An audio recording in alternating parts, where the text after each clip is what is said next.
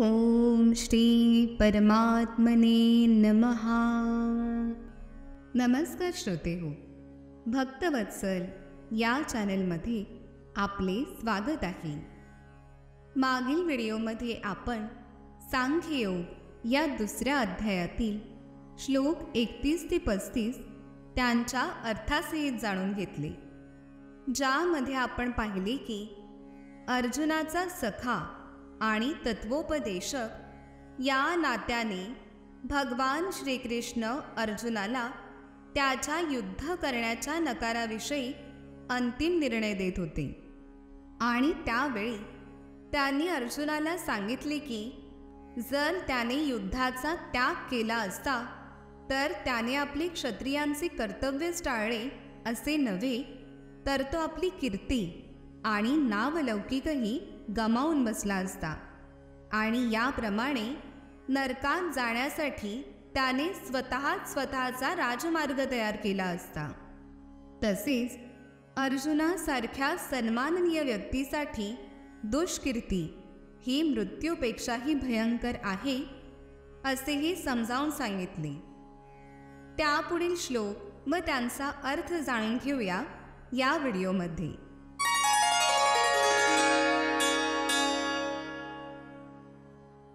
अवाच वादांश्च बहून् वदिष्यन्ति तवाहिताः निन्दन्तस्त्व सामर्थ्यं ततो दुःखतरं नु किम्। भगवान श्रीकृष्ण अर्जुनाला पुढे म्हणाले, तुझे शत्रू अनेक अपमानास्पद शब्दात तुझे वर्णन करतील आणि तुझ्या योग्यतेचा उपहास करतील। याहून अधिक दुःखकर असे तुला काय आहे? प्रारंभी भगवान श्रीकृष्णांना अर्जुनाच्या अनाहूत करुणेविषयी आश्चर्य वाटले आणि ही करुणा अनार्यांनाच साजेशी आहे असे ते म्हणतात। आता श्रीकृष्णांनी इतक्या प्रकारे बोलून अर्जुनाच्या तथाकथित करुणेच्या विरोधात स्वतःची मते पटवून दिली आहेत।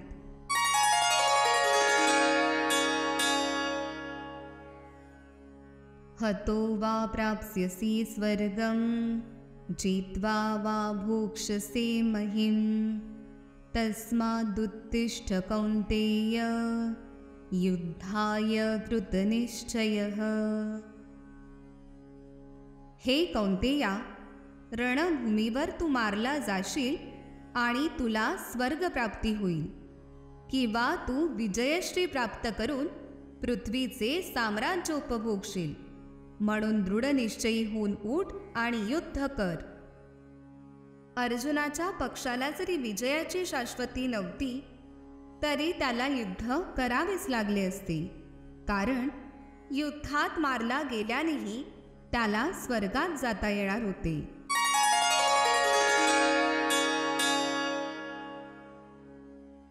सुखदुःखे समे कृत्वा लाभालाभौ जयाजयौ ततो युद्धाय युज्यस्व नैवं पापमवाप्स्यसि। सुख अथवा दुःख, लाभ अथवा हानी, जय अथवा पराजय याचा विचार न करता तू युद्धासाठी म्हणून युद्ध कर। असे केल्याने तुला पाप लागणार नाही। भगवान श्रीकृष्ण अर्जुनाला म्हणतात, अर्जुना, तू युद्धासाठी म्हणून युद्ध कर, कारण हे युद्ध व्हावे ही माझी इच्छा आहे। कृष्ण भावना भावित कार्यांमध्ये सुख अथवा दुःख, लाभ अथवा हानी, जय अथवा पराजय यांसारख्या विचारांना अजिबात थारा नाही। श्रीकृष्णांसाठी सर्व काही करणे ही दिव्य भावना आहे, कारण त्यामुळे भौतिक कार्ये बंधनास कारणीभूत होत नाहीत। जो आपल्या इंद्रिय तृप्तीकरिता सत्वगुणी किंवा रजोगुणी कार्ये करतो त्याला पाप अथवा पुण्यकर्मांच्या बंधनात पडावे लागते। तथापि ज्या मनुष्याने कृष्ण भावना भावित कार्यांमध्ये स्वतःला संपूर्णपणे समर्पित केले आहे, त्याला सामान्यतः कर्म करणाऱ्या मनुष्याप्रमाणे कोणाच्याही बंधनात राहावे लागत नाही किंवा तो कोणाचा ऋणीही राहत नाही. असे सांगितले जाते की देवर्षी भूताप्त नृणाम पितॄणाम न किंकरो नाय मृणी च राजन सर्वात्मना यह शरणम शरण्यम गतो मुकुंदम परिरुत्य कर्तम. अर्थात इतर सर्व कर्तव्यांचा त्याग करून जो मनुष्य पूर्णपणे मुकुंद श्रीकृष्णांना शरण गेला आहे, तो कोणाचाही ऋणी राहत नाही.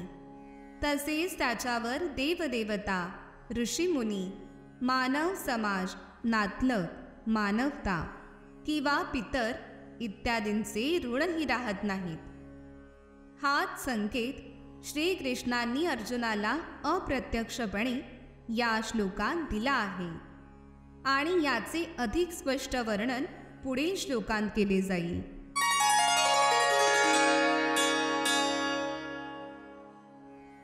एषा ते भीता सांख्ये बुद्धिर्योगे त्विमां शृणु बुद्ध्या युक्तो यया पार्थ कर्मबंधनं प्रहास्यसि.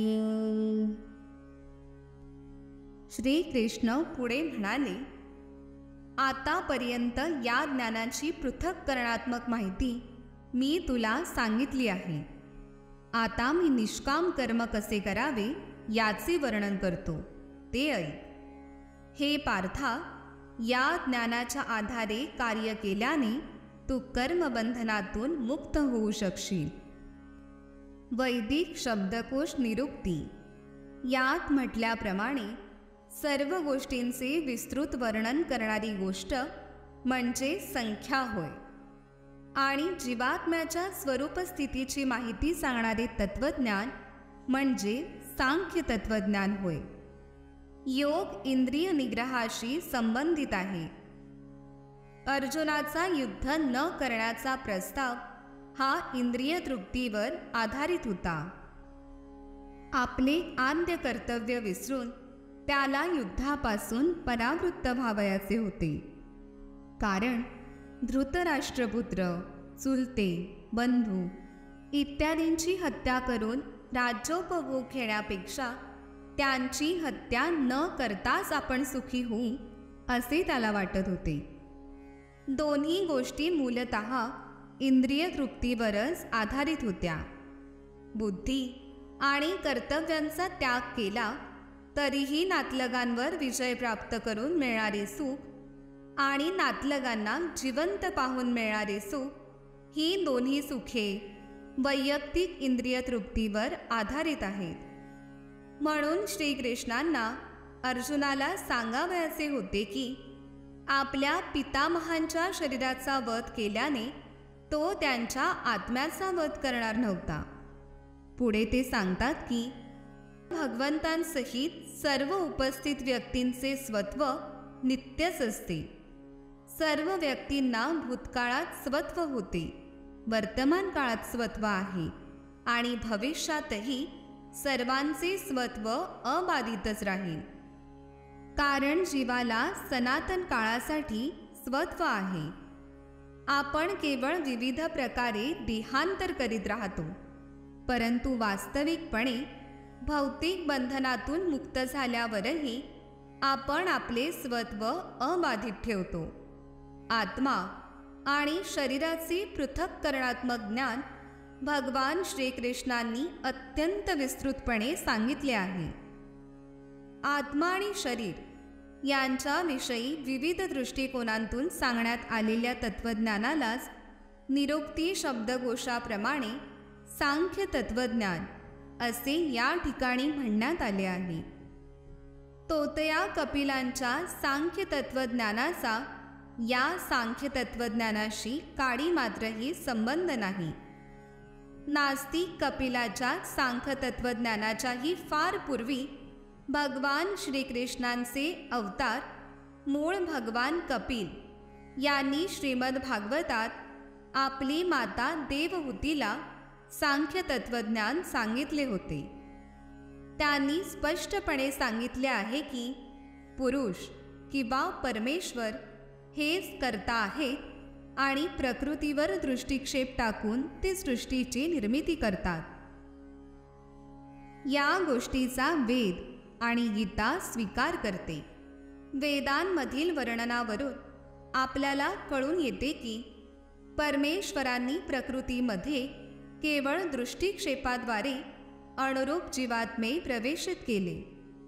हे सर्व जीवात्मे इंद्रिय तृप्तीसाठी भौतिक प्रकृतीमध्ये कार्य करीत आहेत आणि भौतिक प्रकृतीच्या प्रभावाखाली ते स्वतःला भोगता समजत आहेत. ही मनोवृत्ती मोक्षाच्या अंतिम क्षणापर्यंत टिकून राहते. मोक्षासमयी जीवात्मा भगवंतांशी एकरूप होण्याची इच्छा करतो. हा मायेचा किंवा इंद्रिय तृप्तीचा शेवटचा आघात असतो आणि अनेक जन्मांत इंद्रिय तृप्ती केल्यानंतर एखादा महात्मा वासुदेव भगवान श्रीकृष्णांना शरण जातो. या प्रकारे त्याची परमसत्य प्राप्तीची इच्छा पूर्ण होते. या बुद्धियोगाचे विस्तृत वर्णन प्रत्येकाच्या हृदयात परमात्मा म्हणून वास करणाऱ्या भगवंतांशी प्रत्यक्ष संबंध असे करण्यात आले आहे. मात्र हा प्रत्यक्ष संबंध भगवन भक्तीविना स्थापित होऊ शकत नाही. म्हणून जो भगवंतांच्या भक्तिमय किंवा दिव्य प्रेममयी सेवेमध्ये, दुसऱ्या शब्दात कृष्ण भावनेमध्ये स्थित झाला आहे, त्यालाच भगवंतांच्या विशेष कृपेमुळे या बुद्धियोगाची प्राप्ती होऊ शकते.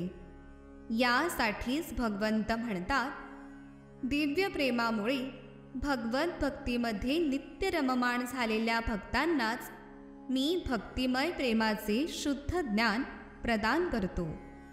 याप्रमाणे भक्त सहजरित्या नित्य आनंदमयी अशा भगवंतधामाची प्राप्ती करू शकतो. याप्रमाणे या श्लोकात सांगण्यात आलेला बुद्धियोग म्हणजेच भगवत भक्ती होय. आणि या ठिकाणी उल्लेख केलेल्या सांख्य शब्दाचा तोतया कपिलांच्या सांख्य तत्वज्ञानाशी काडी मात्रही संबंध नाही. यासाठीच या ठिकाणी उल्लेख करण्यात आलेल्या सांख्ययोगाचा नास्तिक सांख्य तत्वज्ञानाशी संबंध आहे अशी कोणीही चुकीची धारणा करून घेऊ नये. तसेच त्या काळी नास्तिक सांख्य तत्वज्ञानाचा काही प्रभावही नव्हता आणि भगवान श्रीकृष्ण अशा निरीश्वरवादी हिंदू तत्वज्ञानाचा उल्लेख करणेही शक्य नाही. वास्तविक सांख्य तत्वज्ञानाचे वर्णन भगवान कपिलांनी श्रीमद भागवतात केले आहे, पण त्याचाही वर्तमान विषयांशी मुळीच संबंध नाही. या ठिकाणी सांख्य म्हणजे शरीर आणि आत्म्याचे पृथक्करणात्मक विवेचन आहे. केवळ अर्जुनाला बुद्धियोग किंवा भक्तियोगाप्रत आणण्यासाठी भगवान श्रीकृष्णांनी आत्म्याचे विस्तृत विवेचन केले आहे. म्हणून भगवान श्रीकृष्णांचे सांख्य आणि भगवान कपिलांचे भागवतातील सांख्य तत्वज्ञान एकच आहे. तो सर्व भक्तियोगच आहे. यासाठीच भगवान श्रीकृष्ण सांगतात की अल्पबुद्धी लोकच सांख्ययोग आणि भक्तियोग यांमध्ये भेद करतात. सांख्ययोग पृथक बालः प्रवदन्ति न पंडितः. अर्थात नास्तिक सांख्ययोगाचा भक्तियोगाशी मुळीच संबंध नाही. तरी सुद्धा अज्ञानी लोक म्हणतात की नास्तिक सांख्ययोगाचाच उल्लेख भगवद्गीतेत केला आहे. यास्तव मनुष्याने जाणले पाहिजे की बुद्धियोग म्हणजे पूर्ण ज्ञान आणि पूर्ण आनंदयुक्त कृष्ण भावनेमध्ये कार्य करणे होय. असे कार्य कितीही दुष्कर असले तरी जो केवळ भगवंतांच्या संतुष्टीकरिता कार्य करतो तो बुद्धियोगाच्या तत्वांद्वारे कार्य करीत असतो. यामुळे तो नित्य दिव्यानंदामध्ये रममाण असतो. अशा दिव्य कार्यामुळे भगवत कृपेने एखाद्याला आपोआप दिव्य ज्ञानाची प्राप्ती होते. यामुळे ज्ञानप्राप्तीसाठी अतिरिक्त प्रयास न करताही त्याची मुक्तता होते. कृष्ण भावना भावित कर्म आणि सकाम कर्म अर्थात विशेषत्वे कुटुंब प्राप्ती किंवा भौतिक सुखप्राप्ती करून इंद्रिय तृप्तीसाठी केलेल्या कर्मांमध्ये बराच भेद आहे. म्हणून आपण जे कर्म करतो त्या कर्माचा बुद्धियोग हा दैवी गुण आहे.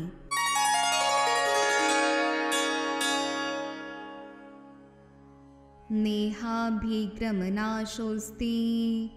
प्रत्यवायो न विद्यते स्वल्पमप्यस्य धर्मस्य त्रायते महतो भयात्.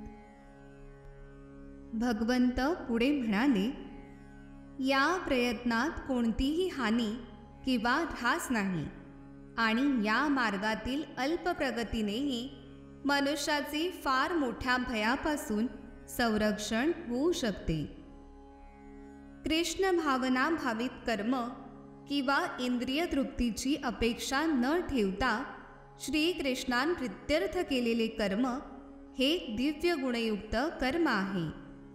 प्रारंभी असे कर्म अत्यल्प असले तरी त्यामध्ये कोणतेही विघ्न येत नाही आणि अशा अत्यल्प कर्माचा कधी नाशही होत नाही. भौतिक स्तरावर केलेले कोणतेही कर्म पूर्ण करावेच लागते, नाहीतर त्यासाठी केलेले सर्व प्रयत्न निष्फळ ठरतात. परंतु कृष्ण भावनेत प्रारंभ केलेले कर्म जरी पूर्ण झाले नाही तरी त्याचा परिणाम शाश्वत काळासाठी होतो.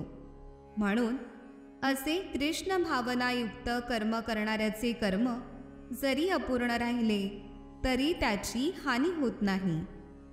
कृष्ण भावनेमध्ये केलेले 1% कर्मही शाश्वत काळासाठी असते. म्हणून अशा कर्माचा जेव्हा पुन्हा आरंभ होतो तेव्हा ते 2% पुढे चालू होते. परंतु भौतिक कर्म मात्र 100% पूर्ण झाल्यावाचून लाभदायक होत नाही.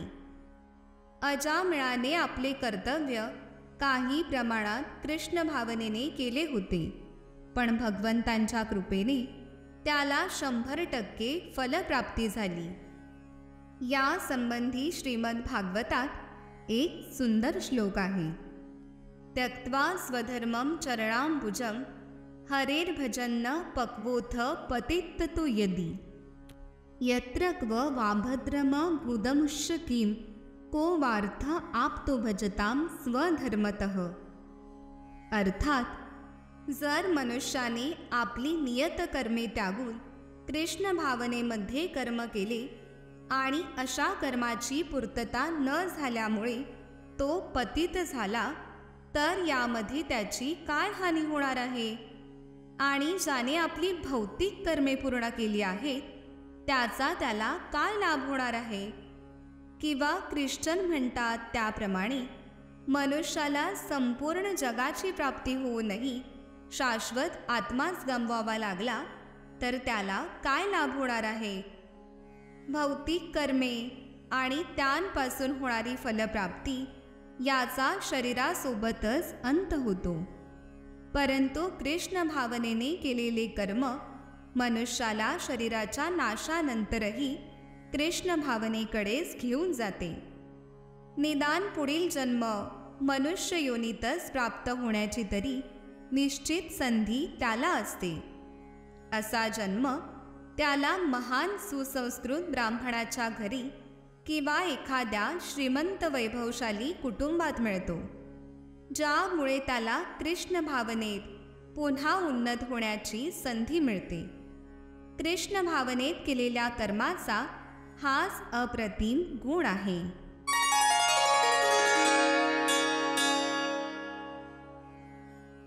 श्रोतेहो, आता वेळ झाली आहे या व्हिडिओमध्ये इथेच थांबण्याची. आजच्या व्हिडिओमध्ये आपण जाणून घेतले सांख्ययोग या दुसऱ्या अध्यायातील श्लोक 36 ते 40. हा व्हिडिओ तुम्हाला कसा वाटला हे आम्हाला कमेंट्समधून नक्की कळवा. हा व्हिडिओ तुम्हाला आवडला असेल तर तो जास्तीत जास्त शेअर करा. त्याचसोबत भक्तवत्सलच्या फेसबुक पेजला लाईक करा. यूट्यूब चॅनलला सबस्क्राईब करा व बेल आयकॉन प्रेस करायला विसरू नका. भक्तवत्सल या इंस्टाग्राम पेजला सुद्धा जरूर फॉलो करा. व्हिडिओ पाहिल्याबद्दल धन्यवाद. राधे राधे.